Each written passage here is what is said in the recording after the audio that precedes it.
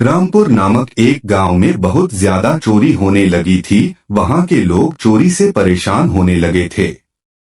उस गांव में दिन प्रतिदिन बहुत ज्यादा चोरियां होने लगी थी, क्योंकि एक छोटे से गांव में एक बहुत ही खतरनाक चोर जिसका नाम निखिल था, वह रात होते ही गांव में घूम घूम कर सभी के घरों में चोरियां किया करता था। यह सभी देखकर लोग गांव के बहुत ज्यादा परेशान हो गए थे, क्योंकि आए दिन किसी न किसी के घर में चोरी की वारदात को अंजाम दिया करता था वही चोर निखिल। सभी लोगों को अब पता चल चुका था कि उनके गांव में कौन सा चोर चोरी करता है, लेकिन किसी के घर कोई सबूत नहीं छोड़ता था, इतना ज्यादा शातिर चोर था। एक दिन निखिल किसी की घर में सुबह के 4 बजे चोरी करने के लिए गया था, और दुर्भाग्य की बात यह थी कि उस घर के सभी मेंबर जागे हुए थे। तभी निखिल को चोरी करते हुए घर के एक मेंबर देख लिया था। घर के सदस्य निखिल को चोरी करता देख चोर चोर चिल्लाने लगा और शोर मचाने लगा था। शोर सुनकर चोर जल्दी जल्दी जैसे तैसे बिना चोरी किए ही उस घर से भाग गया, लेकिन घर के एक सदस्य ने उसे अच्छी तरह से पहचान लिया था कि उसके घर में चोरी करने कौन आया है। सुबह उठकर हुआ आदमी नजदीकी थाना में गया और वह चोर मतलब की लेकिन के खिलाफ FIR दर्ज कराई। पुलिस जब निखिल को पकड़ने के लिए आया था, अपने घर से बाहर कर पड़ोस के गांव की तरफ भागने लगे थे। निखिल आगे आगे भाग रहा था और पुलिस पीछे पीछे भाग रहा था उसे पकड़ने के लिए। अचानक ही निखिल के सामने एक आश्रम नजर आया। निखिल तुरंत ही आश्रम में चला गया और वहां रखे 1 सालों का वस्त्र पहनकर वहीं बैठ गया यज्ञ करने के लिए। उसके बाद पुलिस आई और निखिल के पास खड़ा होकर पूछता है कि क्या तुमने यहाँ किसी चोर के आते हुए देखा है? तभी नहीं रहता है कि हाँ, मैं तो यहाँ अपने ध्यान में यज्ञ कर रहा था, तभी अचानक मुझे कोई जोर से भागने की आवाज सुनाई दी है। मैंने जैसे अपने ध्यान से हटाया तो पाया कि वहाँ कोई भी नहीं है, मतलब कि तब तक वह वहाँ से भाग चुका था। क्योंकि पुलिस निखिल को नहीं पहचानती थी, इसी कारण से वह उस ऋषि की बातों पर, मतलब कि निखिल के बातों पर विश्वास कर लिया था। अब निखिल साधु के भेष में दूसरे गांव में चला जाता है और वहीं रहने लगता है।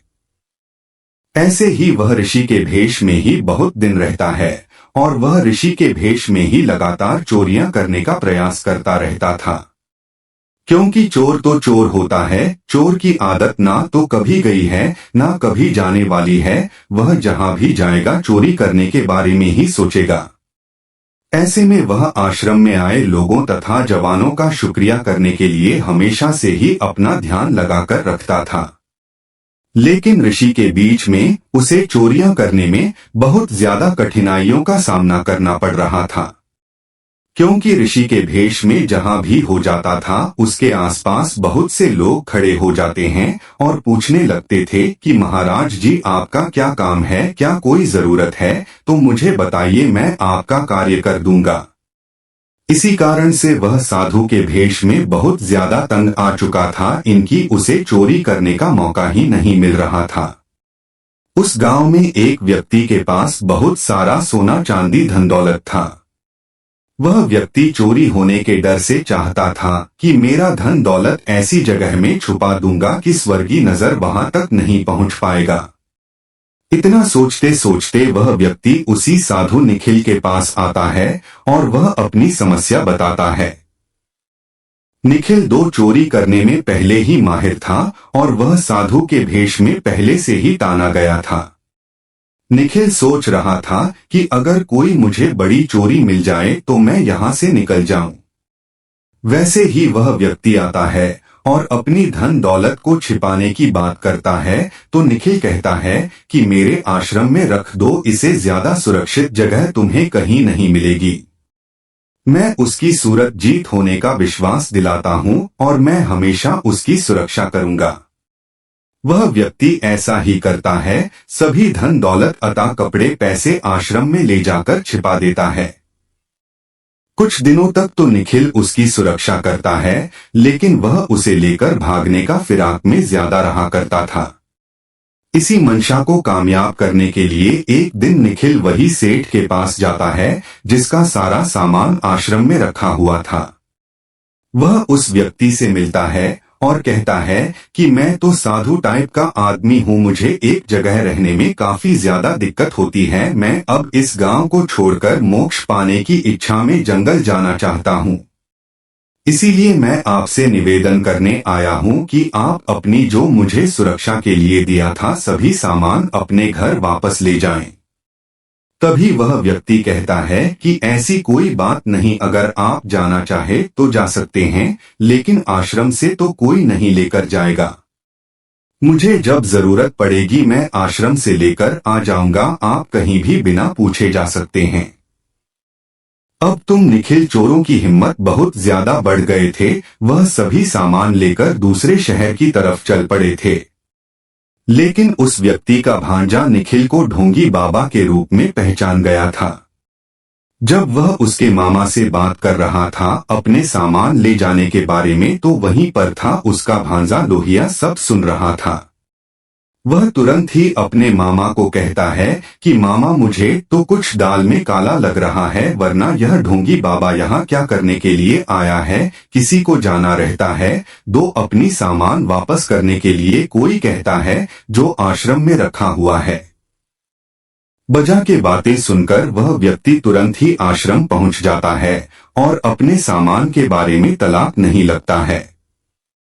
फिर उसे पता चलता है कि उसका सारा सामान लेकर निखिल, मतलब कि वह साधु, वहां से भाग चुका था। वह व्यक्ति तुरंत ही अपने भांजे के साथ जाता है और नजदीकी पुलिस थाने में एफआईआर करा देता है। फिर उसके बाद पुलिस निखिल को ढूंढने के लिए इधर उधर पूरा फाइल जाता है और अंत में उसे पकड़ लिया जाता है। उसे पकड़कर फिर जेल में बंद करके जाता है। उसके बाद गांव में किसी प्रकार के चोरी नहीं होने लगे थे। इस बेहतर कार्य करने के लिए वह व्यक्ति ने अपने भांजे के हो धन्यवाद कहा और कहा कि भांजा, तुम्हारा दिमाग तो बहुत ज्यादा चलता है, तुम्हारी वजह से मेरा सारा सामान बच गया, नहीं तो आज मैं पूरी तरह से निर्धन हो जाता, क्योंकि मेरा पूरा धन दौलत वही आश्रम में था और वह साधु मेरा सभी सामान लेकर भागने की कोशिश कर रहा था। इस कहानी में आपको क्या शिक्षा मिली है? इस मोटिवेशनल स्टोरीज इन हिंदी कहानी में शिक्षा मिलती है कि हमें अपने समाज से अपने परिवार के साथ किसी प्रकार का चोरी या किसी प्रकार की गलत कार्य नहीं करना चाहिए। इस मोटिवेशनल कहानियां से हमें यह भी सबक मिलता है कि हमें अपने परिवार के प्रति पूरी श्रद्धा पूर्वक उनके सहयोग करना चाहिए। अगर हमें जहां लगता है कि यह कोई काम गलत हो रहा है, तो हमें अपने बड़ों को यह छोटों से किसी प्रकार के घबराने की जरूरत नहीं है, उसे बेझिझक बोलना चाहिए।